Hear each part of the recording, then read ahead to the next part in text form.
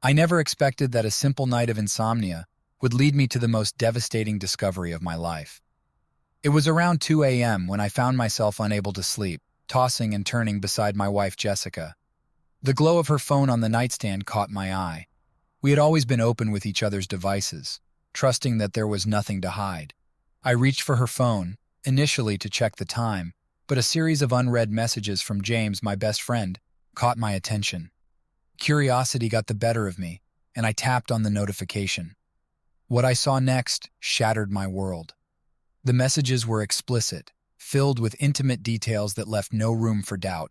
They had been seeing each other for 10 years, right under my nose. My hands trembled as I scrolled through the conversation, each word a knife twisting deeper into my heart.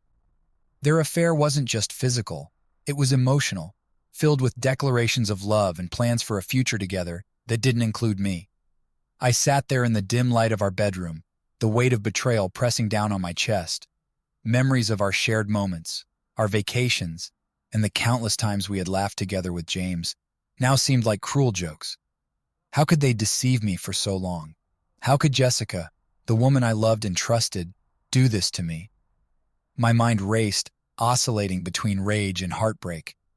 I wanted to wake her up, to confront her immediately, but I knew that I needed to gather my thoughts first. I needed to understand how deep this betrayal went, and how long they had been mocking my trust. As I continued to read, piecing together the timeline of their affair, the reality of my situation became clearer. I was living a lie, and the two people I trusted most had woven this web of deceit around me. The room felt suffocating, and I had to get out. I needed air and space to think and plan my next steps. Quietly, I slipped out of bed, grabbed my keys, and walked out the door. The cool night air hit me like a slap, but it also brought a strange sense of clarity. As I sat in my car staring at the dark, empty streets, I knew one thing for certain. I couldn't let this betrayal go unanswered. I had to make them pay for what they did to me. This was just the beginning. As the cold night air enveloped me, I sat in my car trying to make sense of the overwhelming emotions coursing through me. My heart felt like it was being squeezed in a vice, every beat a painful reminder of the betrayal I had just uncovered. The realization that my wife Jessica and my best friend James had been secretly together for 10 years was almost too much to bear. I gripped the steering wheel, my knuckles turning white as waves of anger, sadness, and confusion crashed over me. How could they do this to me? The questions swirled in my mind, each one like a jagged shard of glass cutting into my soul. I thought back to all the times I had been with them, the laughter, the shared experiences. Every memory was now tainted, twisted into something dark and deceitful. I felt a hot, bitter tear slide down my cheek. It wasn't just the betrayal that hurt. It was the depth of it. Jessica and I had shared our lives, our dreams, our futures. James had been like a brother to me, someone I could always count on. The two people I loved and trusted the most had conspired against me, turning my life into a cruel charade. I tried to piece together the timeline in my head. When had it started? How had I not seen the signs? Every glance, every touch between them now seemed laden with hidden meaning. I thought about our anniversary dinners, the holidays, and the nights out with friends. All those moments where I had been blissfully unaware, while they were living a double life right in front of me. I turned on the car's engine, but I didn't drive anywhere. The hum of the motor was a strange comfort, a white noise against the storm inside my head. I needed to think, to figure out what to do next. Confronting them was inevitable, but I couldn't go in unprepared. I needed to understand the full scope of their deception, to gather my thoughts and emotions before facing them. The pain was sharp and raw, but underneath it all, a resolve was forming. They had taken 10 years from me, 10 years of lies and betrayal. I couldn't let this go unpunished. They needed to feel the same pain they had inflicted on me. They needed to understand what it felt like to have their world torn apart. I took a deep breath and turned off the engine. The anger inside me had cooled into something more focused, more determined. I wouldn't let them see me broken. I wouldn't let them win. Jessica and James had underestimated me, but they were about to learn just how wrong they were. This was far from over. In the days that followed my devastating discovery, I found myself lost in memories of the past, trying to understand how everything had gone so wrong. I remembered the first time I met Jessica. It was at a friend's party, one of those crowded, noisy gatherings where everyone was trying to have a good time. Among the throng of people, Jessica stood out like a beacon. Her smile was radiant, her laugh infectious. We talked for hours that night, discovering common interests and shared dreams. I was captivated by her warmth and charm. Our relationship blossomed quickly. We spent countless weekends exploring the city, sharing secrets, and making plans for the future. She was my confidant, my partner, the person I wanted to spend my life with. Our wedding day was one of the happiest days of my life. I looked into her eyes and saw a future filled with love and happiness, or so I thought. James came into my life a few years before I met Jessica. We met in college, thrown together by chance as roommates. We quickly became inseparable, bonding over late-night study sessions and shared interests. James was like the brother I never had. He was there for me through thick and thin, always ready with a joke or a piece of advice when I needed it. When I introduced Jessica to James, I was thrilled that they got along so well. We became an inseparable trio, spending weekends together, going on trips, and supporting each other through life's ups and downs. I never suspected that their bond would evolve into something more sinister. Looking back, some moments now seemed suspicious. The lingering glances, the inside jokes that I wasn't a part of, the times when they seemed to have a private understanding. I dismissed them at the time, trusting in the strength of our relationship. I never imagined that they could betray me so profoundly. As I sifted through these memories, the betrayal felt even more acute. The foundations of my life, the relationships I had cherished, were built on lies. I felt like a fool for not seeing the signs, for trusting them so completely. But amidst the pain and anger, I also felt a strange clarity. I saw now how deeply they had wounded me, and I knew that I couldn't let this betrayal define me. Jessica and James had played significant roles in my life, shaping who I was and how I viewed the world. But now their betrayal would shape me differently. It would make me stronger and more determined. I would rise above their deceit and find a way to reclaim my life, to find happiness and peace on my terms. The past was filled with beautiful memories that were now tainted by their betrayal, but I refused to let those memories destroy me. I would remember the good times, but I would also remember the lessons learned. Trust is a fragile thing, easily broken but hard to rebuild. And as I moved forward, I would be more cautious, more discerning. Jessica and James had taken so much from me, but they hadn't taken everything. I still had my strength, my resolve, and my capacity to move on. The past was shattered, but the future was mine to shape. The days following my discovery were a blur of anguish and uncertainty. I needed proof, something concrete to confront Jessica and James with, and I couldn't do it alone.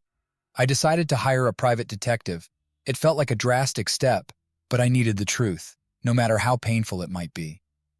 I found a reputable investigator named Robert, a seasoned professional with a reputation for discretion. When I met him in his small, dimly lit office, I felt a mix of embarrassment and desperation. It was surreal to be there, explaining the sordid details of my suspicions to a stranger. Robert listened patiently as I recounted the evidence I had found. The messages, the inconsistencies, the gut-wrenching feeling that something had been wrong for years. He took notes, asked pointed questions, and assured me he would get to the bottom of it. His calm demeanor was a stark contrast to the turmoil inside me, and for the first time in days, I felt a glimmer of hope. The waiting was excruciating. Every time my phone buzzed, my heart leaped into my throat, hoping it was Robert with the news. I barely slept, my mind racing with possibilities and worst-case scenarios. I tried to act normal around Jessica, but every interaction felt strained, every touch felt like a betrayal. Finally, after what felt like an eternity, Robert called. He had something for me. We met again in his office, and he handed me a thick envelope.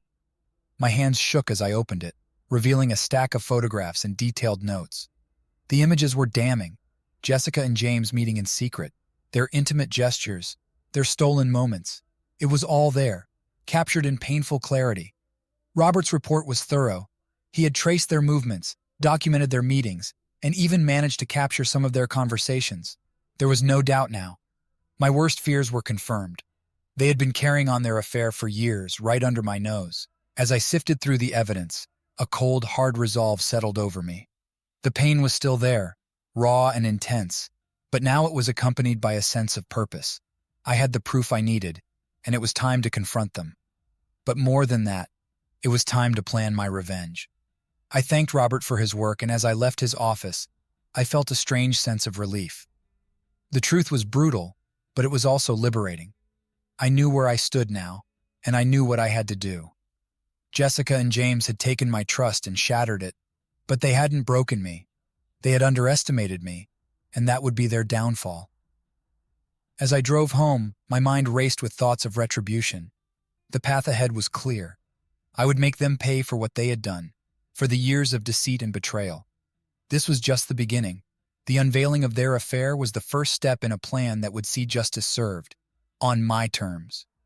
With the damning evidence in hand, a sense of cold determination settled over me. I had spent too long as the unsuspecting victim, blind to the betrayal unfolding around me. It was time to shift the balance of power. Jessica and James had taken 10 years of my life, but I would make sure they felt the pain they had inflicted upon me. The first step was to take a step back and think rationally. Emotions had driven me to this point, but now I needed to be strategic. I spent hours planning, considering every possible angle and outcome. This wasn't just about confronting them with their infidelity.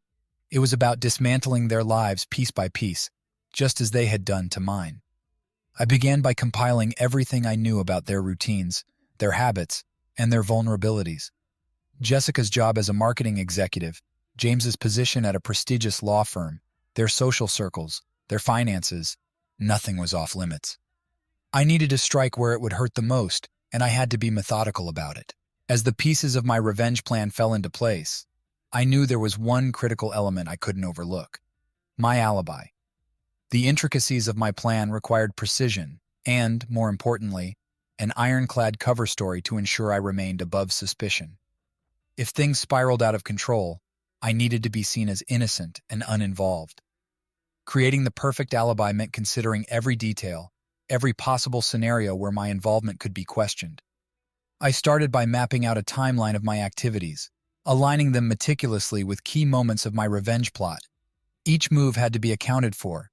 Each action needed a plausible explanation. I began with my work schedule. I made sure to take on extra projects, volunteering for tasks that required me to be physically present at the office or on business trips. I carefully documented every meeting, every conversation, and every assignment.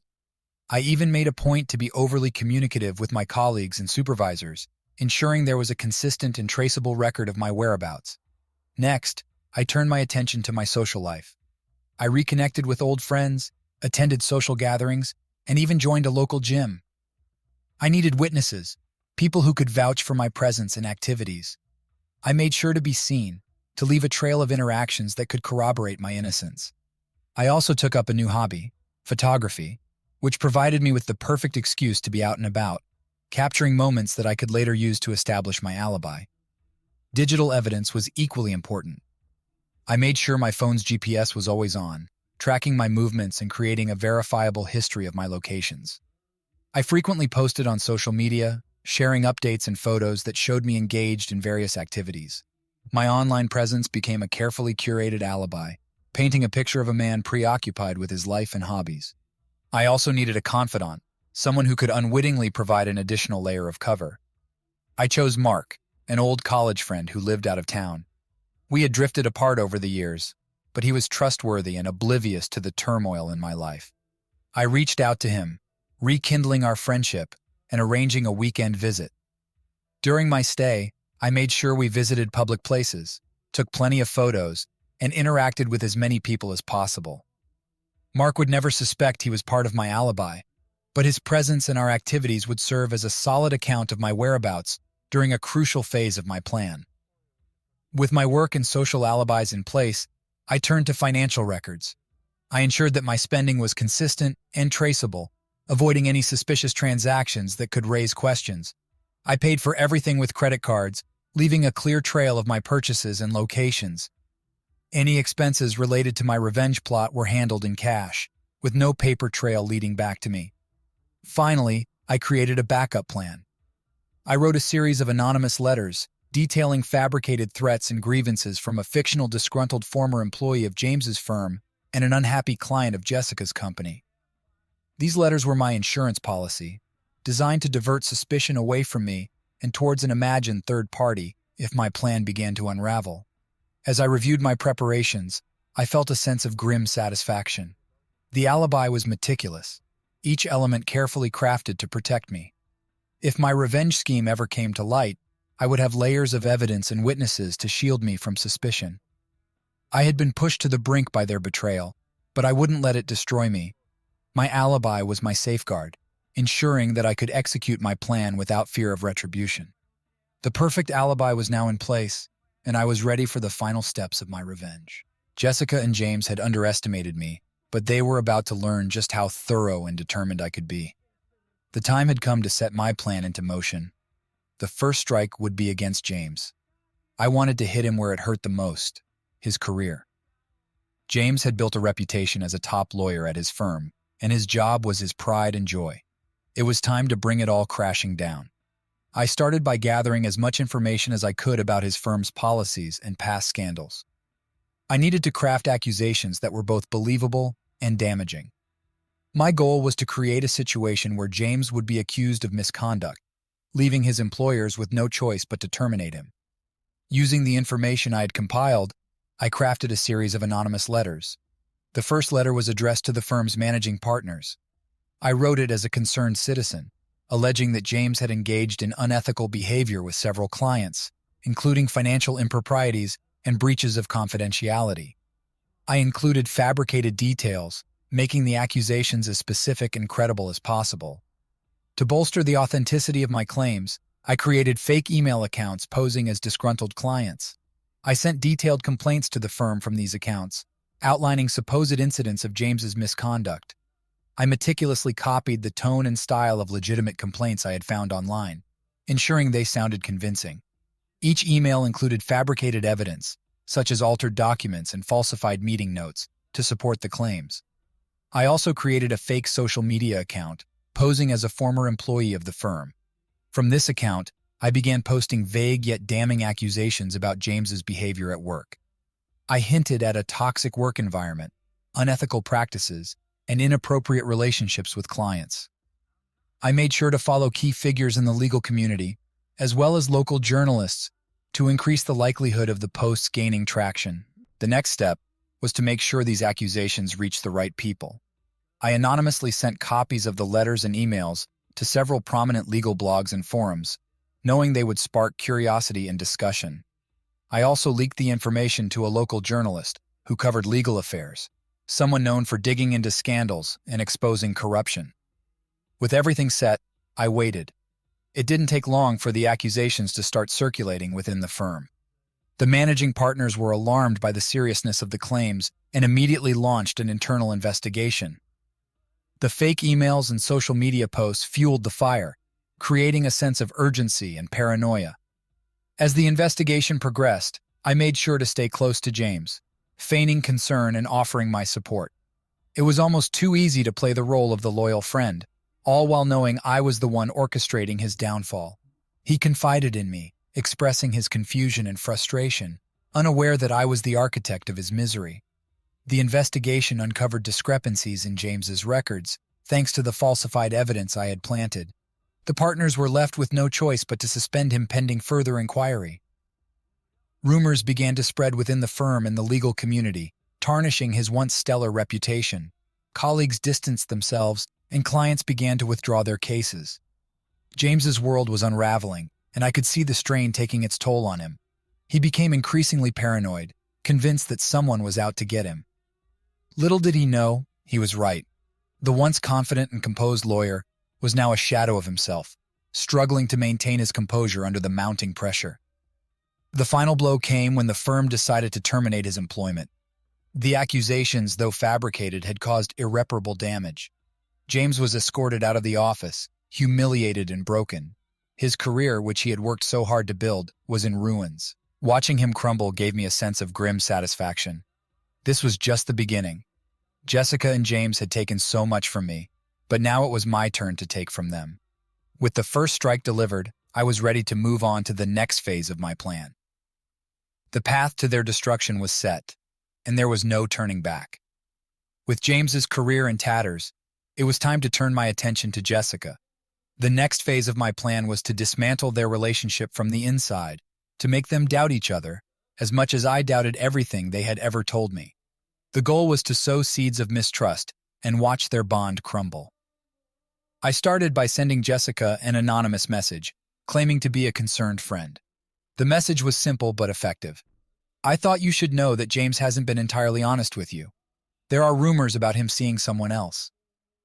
I knew this would strike a chord with Jessica, as she prided herself on being in control and aware of everything happening around her. For James, I crafted a similar message but with a twist. I told him that I had seen Jessica with another man, someone she seemed quite close to.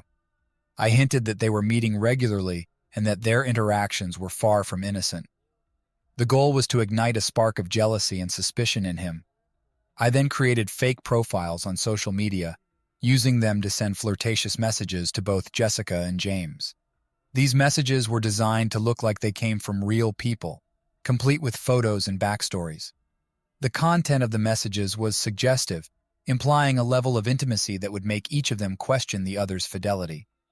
To further stoke the flames, I arranged for them to receive small, seemingly innocuous gifts from their supposed admirers. For Jessica, I had a bouquet delivered to her office, signed with a cryptic note, "Thinking of you always, A." For James, I chose a more subtle approach, leaving a sleek new watch on his desk with a similar note, "You deserve the best, B." I also began intercepting their communication, using a burner phone to send and alter text between them. Jessica would receive a message from James, canceling their plans at the last minute, with a vague excuse about work. Meanwhile, James would get a message from Jessica, expressing frustration about how distant he had become. These manufactured misunderstandings added to the tension and mistrust building between them. My next move was to manipulate their social circles. I reached out to mutual friends, planting the idea that Jessica and James were having problems. I did this subtly, in casual conversations, suggesting that I had noticed something off about their relationship. This way, when Jessica and James started to confide in their friends about their suspicions, they would already be primed to believe the worst. The impact of my efforts became apparent quickly. Jessica started to act more paranoid, frequently checking her phone and questioning James about his whereabouts. She began to scrutinize his actions, looking for any sign of deceit. James, on the other hand, grew increasingly defensive and irritable, snapping at Jessica over minor issues and withdrawing emotionally. The strain on their relationship was palpable. Their once easygoing banter turned into sharp exchanges and silent dinners. They stopped confiding in each other, each retreating into their world of suspicion and doubt. The trust they had built over the years was eroding, replaced by a toxic mix of jealousy and paranoia. One evening, I orchestrated a chance encounter. I made sure Jessica would see James talking to an attractive colleague at a bar, their conversation looking more intimate than it was. I knew this would push her over the edge. Sure enough, she confronted James later that night, accusing him of cheating. Their argument was loud and heated, the kind that leaves scars. As their relationship deteriorated, I watched from the sidelines, feeling a grim satisfaction. They were experiencing a fraction of the pain they had caused me. The seeds of doubt I had sown were flourishing into full-blown distrust, poisoning the very foundation of their bond. This was just the beginning. The next steps in my plan would ensure that they lost everything, just as I had. With Jessica and James's relationship teetering on the edge of collapse, it was time to deliver the next devastating blow: financial ruin. I planned to strip away their stability and security, leaving them vulnerable and desperate.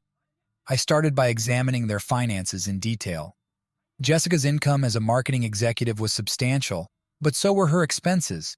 She had a penchant for luxury, from designer clothes to high-end vacations. James, on the other hand, had been earning a significant salary as a lawyer, but his termination had already created a dent in their financial situation.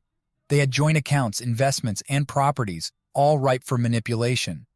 The first step was to disrupt their cash flow. I gained access to their online banking accounts, having collected enough information over the years to guess their security questions. Once inside, I initiated several large transfers from their joint account, to offshore accounts I had set up in their names. This would create a trail of transactions that looked like they were funneling money out of the country, triggering red flags with their bank. Next, I turned my attention to their credit. I applied for multiple high-limit credit cards in their names, maxing them out within days. I used the cards to make extravagant purchases, jewelry, electronics, expensive dinners, ensuring that the statements would reflect a lifestyle of reckless spending.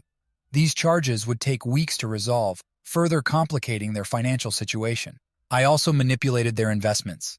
Jessica had a diverse portfolio managed by a well-known brokerage firm.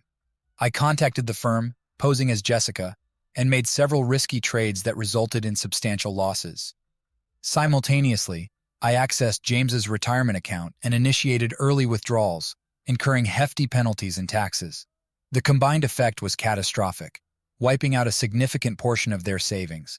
To add another layer of complexity, I reported both Jessica and James to the IRS for suspected tax evasion. I sent detailed anonymous letters, complete with falsified documents showing discrepancies in their income reporting and deductions. This would trigger an audit, adding more stress and financial strain as they scrambled to provide documentation and explanations. While all this was unfolding, I made sure to stay close to them, playing the role of the supportive friend. Jessica confided in me about the strange transactions and the mounting bills, her voice tinged with panic. James was more withdrawn, consumed with anger and frustration as he tried to untangle the financial mess.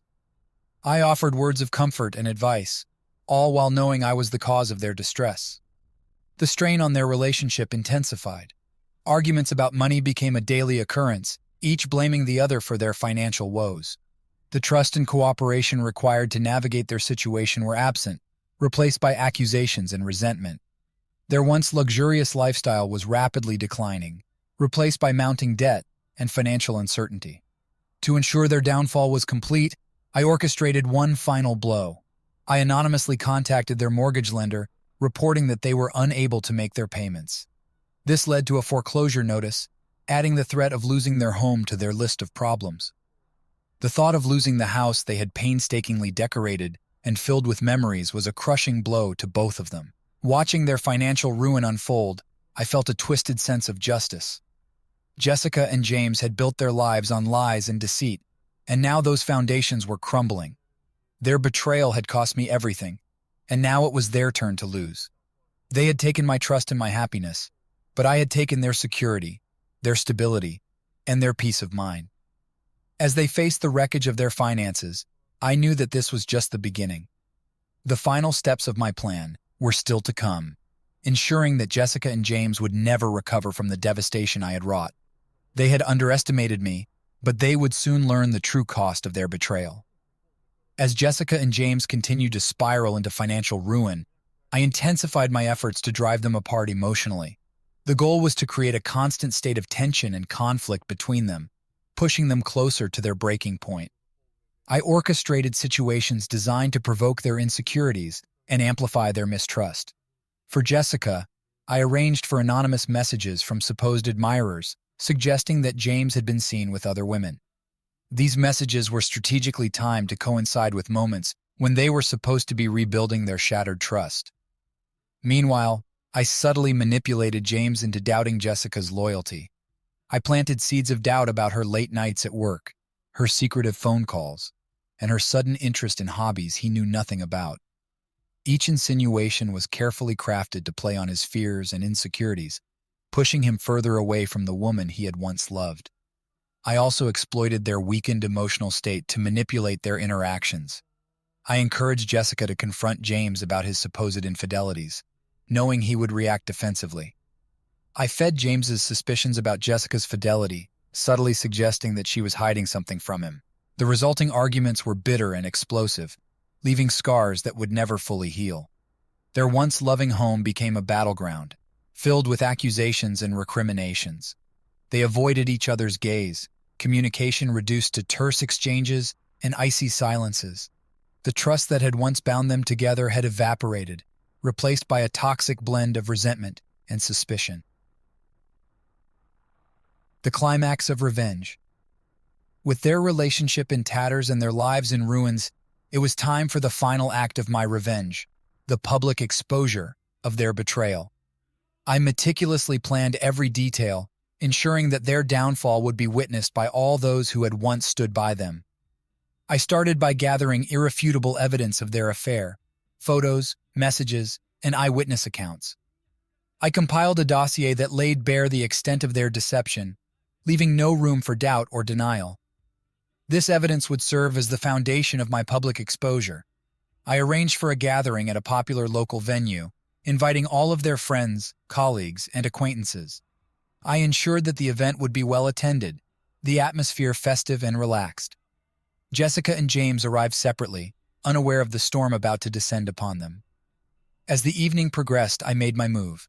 I stood before the assembled crowd, holding up the evidence of their affair for all to see. I recounted their lies, their betrayals, and the havoc they had wreaked on my life. Shock and disbelief rippled through the room as the truth sank in. Jessica and James tried to defend themselves, to explain away their actions, but the damage had been done.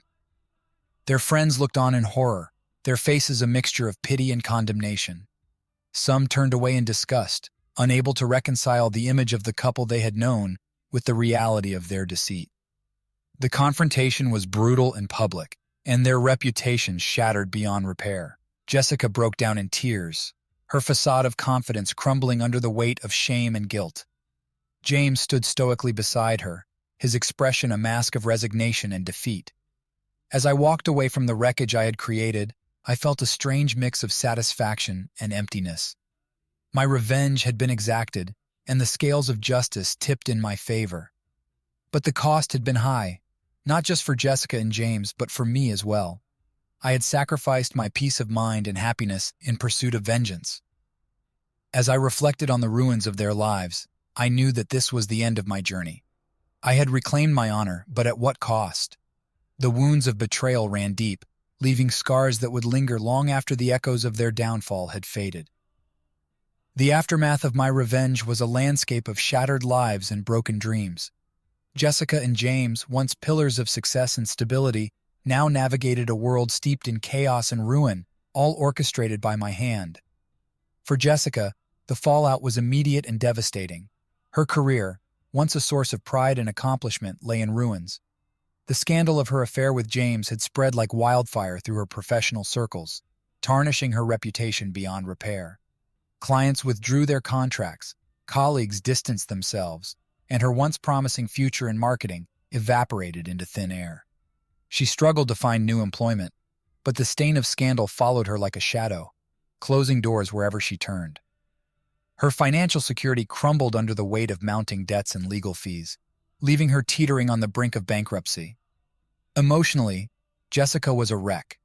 The betrayal of her husband and the public humiliation had shattered her self-esteem and trust in others. She isolated herself from friends and family, consumed by guilt and regret. Her nights were filled with restless sleep and tear-streaked pillows, haunted by the ghosts of her mistakes. The vibrant, confident woman I had once known was now a mere shadow of herself, lost in a sea of regret and despair. James, too, bore the brunt of my vengeance.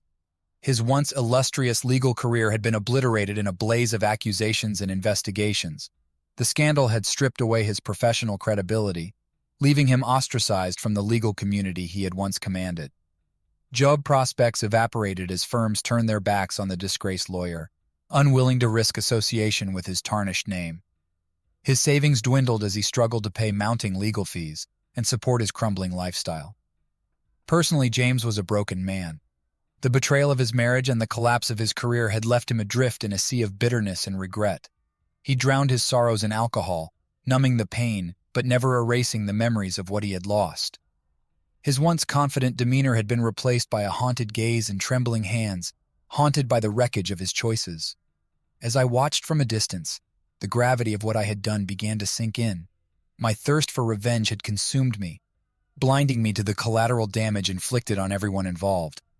Jessica and James had paid dearly for their betrayal, but so had I. The bitterness that had fueled my actions now tasted like ashes in my mouth, leaving me hollow and remorseful. In the end, we were all casualties of my vendetta. The lives we had once known were irreparably altered, the future uncertain and fraught with pain. The scars of betrayal ran deep, a constant reminder of the price we had paid for our choices. As I walked away from the wreckage of their lives, I knew that my journey of vengeance had come to an end. The cost had been too high, the consequences too grave. I had reclaimed my honor, but at what cost? In the aftermath of my meticulously planned revenge, I find myself standing amidst the ruins of lives I once sought to destroy. The dust of my vendetta settles around me, leaving me to confront the stark reality of what I have wrought. Initially, there was a sense of vindication, a fleeting rush of satisfaction as I watched Jessica and James face the consequences of their betrayal. For years, their deception had gnawed at my soul, driving me to the brink of obsession. But now, as I survey the wreckage of their lives, I am struck not by triumph, but by a profound emptiness. Gone is the righteous anger that fueled my actions, replaced by a hollow ache that settles deep within me. The pain of their betrayal, which once burned like a fire in my veins, has dulled to a numb ache, a constant reminder of the scars we all bear. I thought that by exacting my revenge, I would reclaim my honor and restore balance to my fractured existence. Yet, as I stand amidst the debris of shattered dreams and broken spirits, I realize that vengeance has not brought me the peace I sought. Instead, it has left me grappling with the weight of my actions, questioning the cost of my pursuit of justice. Jessica and James, once vibrant and whole, are now shadows of their former selves. Their lives, once filled with promise and possibility, now lie in ruins. The collateral damage of my vendetta extends beyond them, to their families, their friends, and even to myself. We are all casualties of my quest for retribution, bound together by the wreckage of our choices. As I reflect on what has transpired, I am filled with a sense of sorrow and regret. The lines between right and wrong blur, obscured by the moral ambiguity of my actions. I have inflicted pain upon those who wronged me, but in doing so, I have also perpetuated a cycle of suffering and despair. In the quiet moments of solitude that follow, I am left to confront the true cost of my revenge, the erosion of my humanity. I have become the architect of destruction, wielding vengeance as a weapon of retribution. Yet, in my pursuit of justice, I have lost sight of compassion and forgiveness, the very qualities that once defined my character. As I walk away from the chaos I have created, I carry with me the weight of my decisions. The scars of betrayal may never fully heal, but I am determined to find redemption in the wreckage of my past. For in the end, it is not vengeance that defines me, but the courage to confront my darkness and emerge stronger, wiser, and ultimately at peace.